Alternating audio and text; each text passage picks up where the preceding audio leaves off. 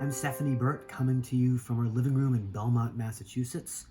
I'm going to read a poem by Killarney Clary that first appeared in 1983 in the Paris Review. It's a prose poem. There are more of us. We came out of a time when birth was happy. We are prizes.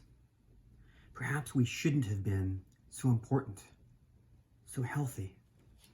If any of us suffered war, we were pained less by the enemy than our ability to kill him. Our number seems a useless power. We were sold on dissatisfaction. Now we're sold families, but they're no sign of survival this time. I am very lucky, but that's not life, and maybe no more than any person born in any year. I want but don't know what. Feel unsettled in a sea of similarly restless faces. The breadth of possibility makes choosing seem evasive. We decide, but we are slow and small with doubts. It was 1954 when my parents moved to have room for me. I remember a box my mother packed for me to store at school, filled with canned milk and soup and Hershey bars.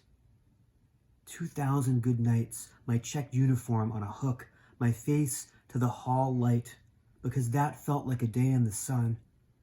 Not fear, not loneliness, but my preference for sleeping near the window and near the floor, humming.